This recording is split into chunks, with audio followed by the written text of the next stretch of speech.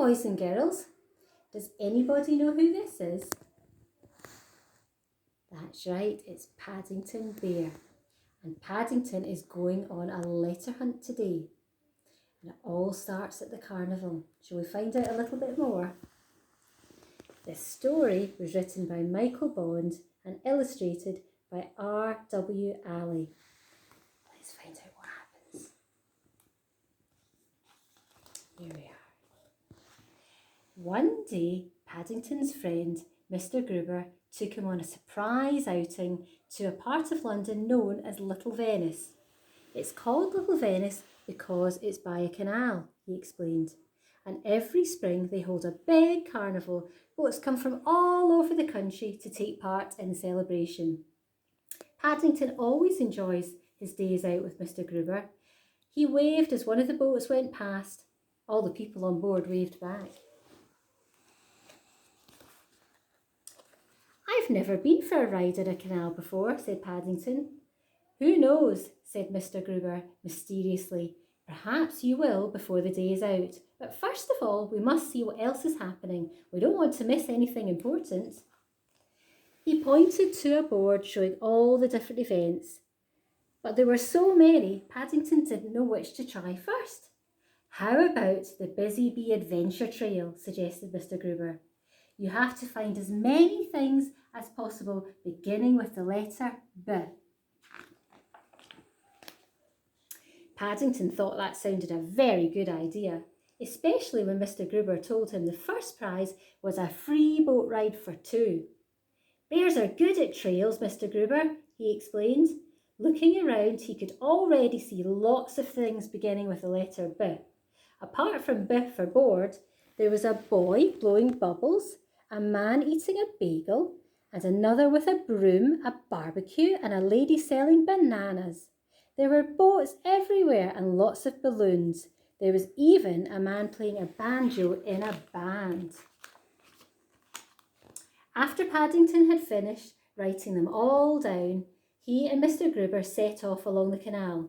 In no time at all, Paddington had added another 5 items to his list. First, there was B for bridge, and then blackboard, buttercup, blossom, and butterfly. Mr. Gruber looked at his watch. I think it's time we got back, Mr. Brown, he said. We don't want to be late for the judging. Good luck, called the fisherman as they went past. We shall be cheering you on, said the lady feeding the ducks. Has anyone collected more than 40 Bs, called the judge.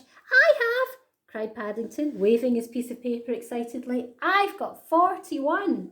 So have I, came a voice from nearby. Mr. Gruber looked over the boy's shoulder. This list is exactly the same as young Mr. Brown's, he said sternly. You must have been copying it word for word. Oh dear, said the judge, we can't have that. I'm afraid I shall have to stop the contest. It's all right, Mr. Gruber, called Paddington. I've won. I thought of another bit. That gives me 42.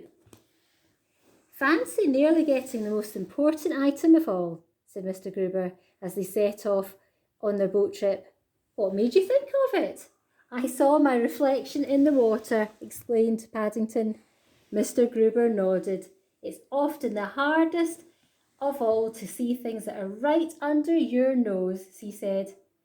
It is if you're a B for bear, agreed Paddington. Bears have got very long noses. It was dark by the time Paddington and Mr. Gruber arrived back, and the fireworks had already started. Mr. Gruber brought a packet of sparklers, and as they stood on the bridge to watch, Paddington joined in with his own display. With his sparkler, he waved, Thank you, Mr. Gruber, for a lovely day out. In the excitement, the only person who noticed was Mr. Gruber himself. But that was really all that mattered.